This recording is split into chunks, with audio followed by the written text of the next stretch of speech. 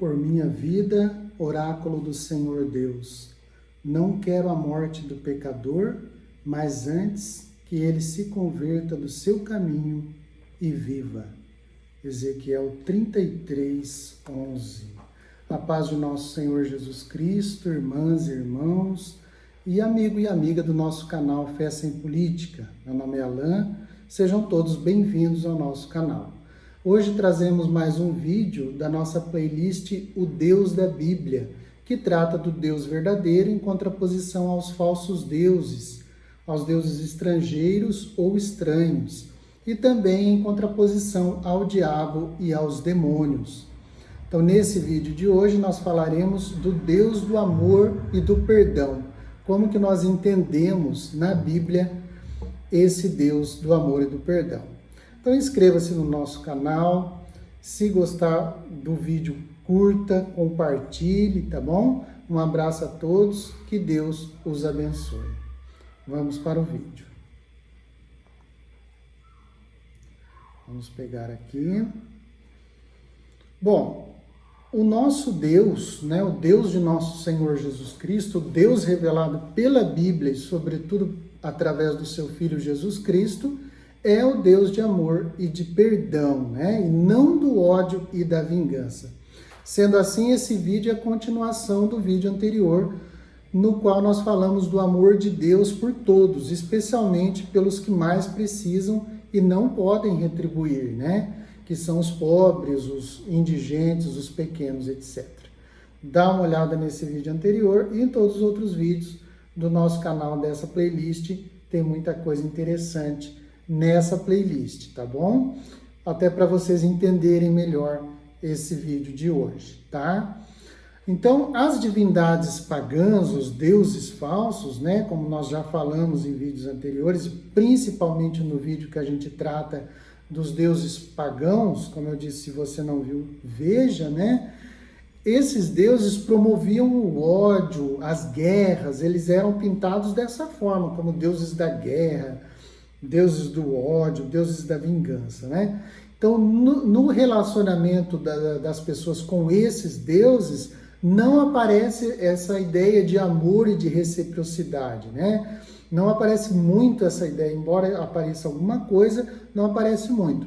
Mas é um relacionamento baseado na troca, né? Através de rituais específicos. Então, eu faço um ritual, eu faço uma determinada coisa, né? E esse Deus vai me favorecer ou vai me castigar se eu não fizer, né? Então, mas com o Deus da Bíblia, com o Deus verdadeiro é diferente. Não é baseado nessa troca, né? Então, como que nós vamos entender isso?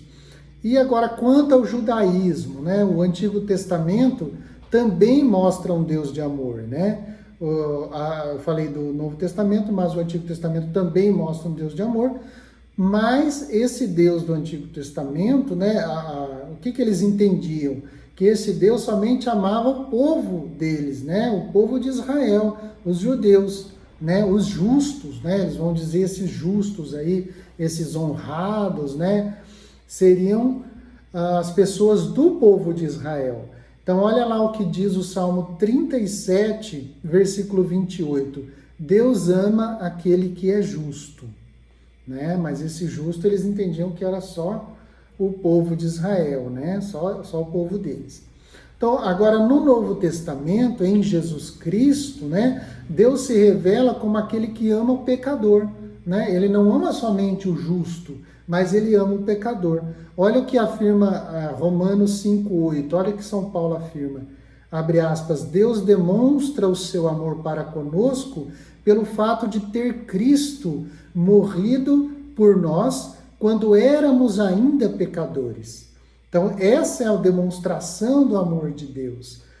Cristo morreu por nós quando éramos ainda pecadores. Ele nos amou como pecadores. Aí vai também completar São João, né? Abre aspas. Nisto consiste o amor. Não fomos nós que amamos a Deus, mas foi Ele que nos amou primeiro e enviou seu Filho como vítima de expiação por nossos pecados.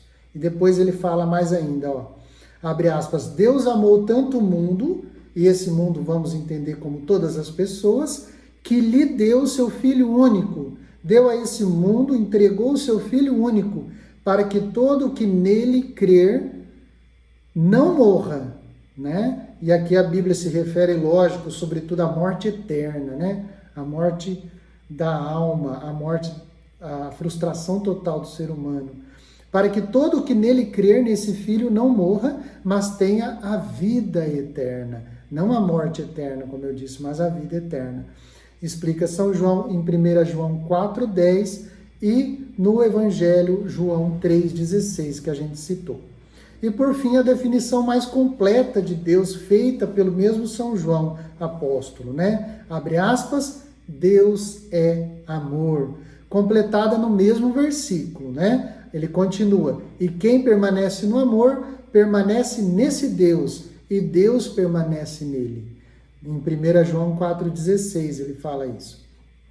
Nós queremos dizer com tudo isso que Deus não se baseia no princípio do olho por olho, né? Desculpa, e dente por dente, né? Essa é uma lei antiga chamada lei do talião, lá do imperador babilônico Hammurabi, né? No século XVIII a.C. já existia essa lei lá do talião, tá bom? Que para a época, inclusive, era uma lei boa, mas a gente pode estudar isso em outro momento, tá bom? Falando do Novo Testamento, do Pentateuco. Bom, Deus também não age segundo o princípio da teologia da retribuição, né? Que é outro tema também de outro momento, né? Então, o que dizia a teologia da retribuição? Ela era baseada no princípio segundo a qual quem faz o bem só terá o bem na vida, e quem faz o mal só terá o mal, né? Então, se fosse assim, como explicaríamos os sofrimentos dos justos? Como que os justos sofrem se ele só faz o bem, né? Por exemplo, de Jeremias, como que o profeta Jeremias sofreu, Davi, os sofrimentos de Davi, o profeta Elias, o profeta Isaías, que foi cerrado ao meio, Jó, quanto que o justo Jó sofreu, né? E sobretudo o nosso Senhor Jesus Cristo, que morreu na cruz. Como que ele sofreu sendo justo por excelência? E o primeiro Papa Pedro vai dizer, ele morreu justo pelos injustos, né? Mas ele morreu, ele sofreu. Então como que a gente explicaria isso pela teologia da retribuição, né? E também os apóstolos, praticamente todos morreram ali mortos, né? Martirizados. Como que a gente explicaria isso? Então a lógica de Deus, o modo de pensar e de agir dele, sobretudo no Novo Testamento, é daquele que veio chamar não os justos. E aqui eu abro aspas, né? Que Jesus fala, eu não vim chamar os justos, mas os pecadores, né? Então a lógica de Deus é daquele que quer, abre aspas, aquele versículo que eu li no começo, Ezequiel 33:11. Ele quer não a morte, mas a conversão e a vida do pecador. Então Jesus diz que Deus, que ele tinha revelado como Pai, o Filho revela Deus, né? O Deus do Antigo Testamento, o Deus de todos os tempos, como Pai. Deus é um Pai, né? Deus é o Pai, né? Abre aspas, Jesus fala assim, ó, e esse Pai faz nascer o sol, tanto para os bons como para os maus, e faz cair a chuva, tanto para os justos quanto para os injustos. Então esse sol, né, se a gente fizer uma leitura alegórica junto com os santos padres, Deus, o Pai, faz nascer o Verbo encarnado, o sol da justiça. Esse sol é um símbolo do sol da justiça, que vai dizer no Cântico do Benedictus, o profeta Zacarias, né? O pai de São João Batista. Deus fez raiar para nós o sol da justiça. Então Deus faz nascer esse sol. Deus traz o Filho de Deus ao mundo, né? E Deus faz cair a chuva, quer dizer, essa água dessa chuva pode ser símbolo do Espírito Santo. E Deus faz cair esse Espírito Santo sobre os justos e sobre os injustos. Então, nesse sentido, vamos entender bem, né? Lembramos de vários injustos e pecadores mesmo, que foram escolhidos e perdoados por Deus, né? A gente pode citar aqui Jacó, que foi um trapaceiro, né? Roubou ali a primogenitura do seu irmão Esaú. Nós podemos citar aqui Davi, que adulterou e que assassinou pessoas a sangue frio, né? Que foi um rei também não tão perfeito, igual se prega, né? Igual se fala, mas ele foi pecador também, mas Deus teve misericórdia, Deus perdoou. Outro exemplo, os ninivitas, né? No livro do profeta Jonas, os ninivitas pagãos que se convertem, nem eram do povo de Israel, mas se convertem ao Deus verdadeiro diante da pregação do profeta Jonas. O bom ladrão na cruz, que foi crucificado junto com Cristo, o bom entre aspas, né? Porque Jesus o redimiu na última hora ali. Esse é o servo, vamos dizer, o empregado da 1ª hora, né? Quem mais? Mais outros exemplos. A mulher adúltera. Jesus falou, ninguém te condenou? Ela falou, não, Senhor, nem eu te condeno. Vai e não tornes a pecar. O próprio grande apóstolo, né? Em termos de missão, em termos de apostolado mesmo, foi o maior de todos os apóstolos, o grande São Paulo, que antes de se converter se chamava Saulo, mas ele esteve aos pés ali daqueles que mataram os cristãos, né? Ele perseguiu os cristãos, ele era um pecador também, um injusto, mas Jesus teve misericórdia dele, o Senhor apareceu para ele, né? Quem mais? Zaqueu, que era um rico, né? E que se converteu diante de Jesus, e tantos outros, e por fim, é lógico, a grande figura ali daquela parábola de Cristo, que é o Filho Pródigo, né? Deus, o Pai, revelado por nosso Senhor Jesus Cristo, é aquele que é o Pai, é aquele que é o Pai daquele que é justo, e é aquele que é o pai daquele que se desviou, da ovelha perdida, né? Daquele que se desgarrou longe do rebanho. Deus continua sendo o Pai revelado pelo seu Filho, nosso Senhor Jesus Cristo. Então, porque Deus nos ama, então qual que é a consequência disso? Então nós somos amados pelo Pai. Nós somos amados pelo Pai, nós somos redimidos pelo sangue de Cristo, nós somos justificados no sangue de Cristo, no Gólgota do Calvário, né? Então, qual é a consequência disso? Porque Ele nos ama, Ele pede a nós, o Pai pede a nós que amemos as pessoas também. Olha lá o que diz Levítico 19:18, confirmado por Marcos, o Evangelho de Marcos 12:31. Abre aspas, ama o teu próximo como você se ama a si mesmo. Então, qual que é a consequência? Se Deus me ama, eu devo amar. Se Deus me perdoa, eu devo perdoar. Se Deus tem misericórdia de mim, eu devo ter misericórdia também das pessoas. Porque elas também são amadas, elas também são perdoadas, Deus também tem misericórdia delas. Deus faz nascer o seu sol da justiça, que é nosso Senhor Jesus Cristo. Deus faz cair a chuva do Espírito Santo também sobre essas pessoas. Lógico, também elas têm o seu tempo, também elas precisam abrir o coração. Assim como nós temos o nosso tempo, tivemos o nosso tempo, temos que abrir o nosso coração, temos que abrir as portas e as janelas para esse sol da justiça, temos que abrir a nossa casa, o terreno do nosso coração, para que seja fecundado por essa chuva do Espírito Santo.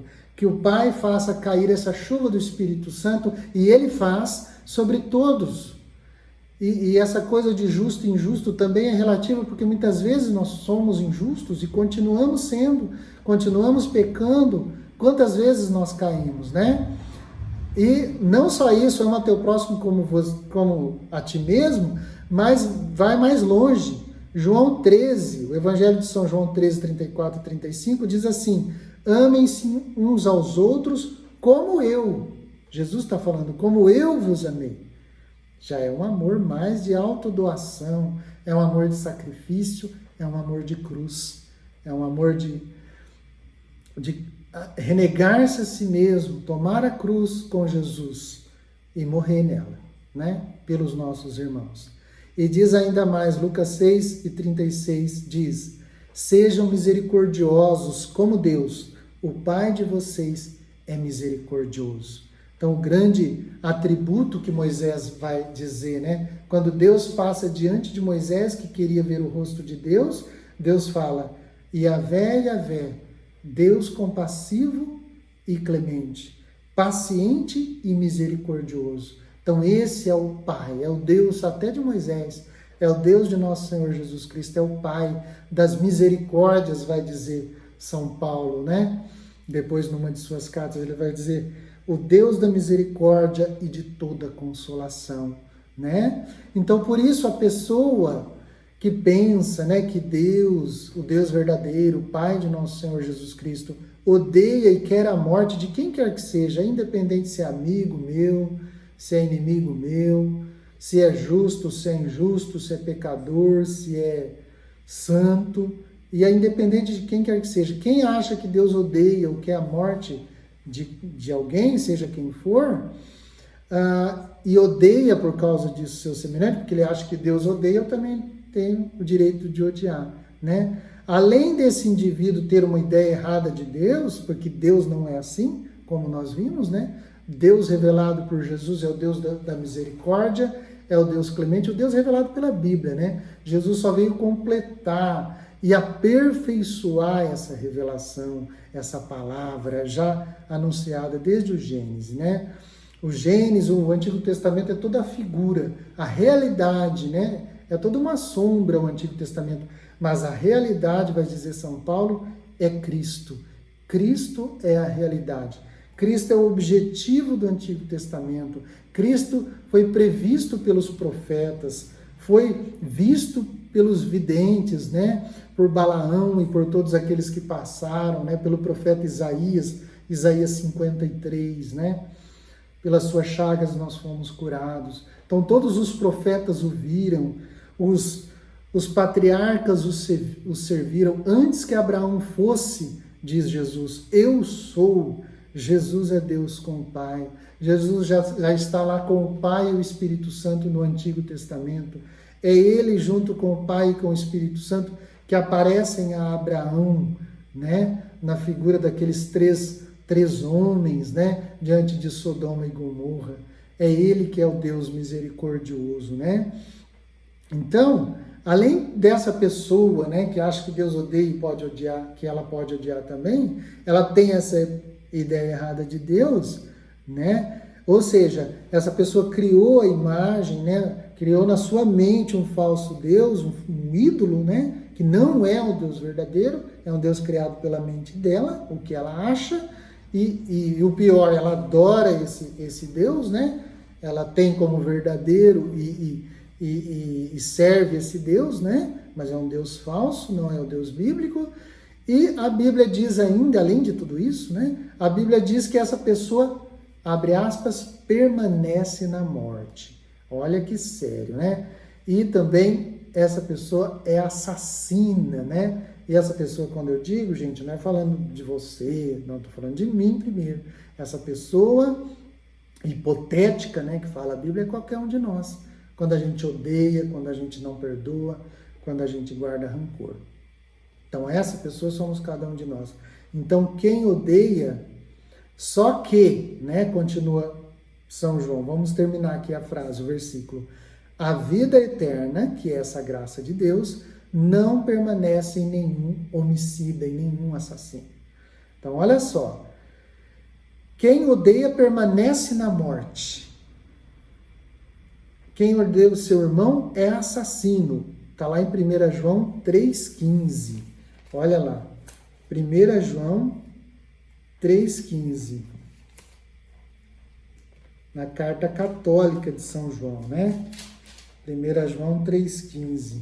Vamos ver aqui na Bíblia, ó. Todo aquele que odeia o seu irmão é homicida, é assassino. E sabeis que nenhum homicida, nenhum assassino tem a vida eterna permanecendo nele.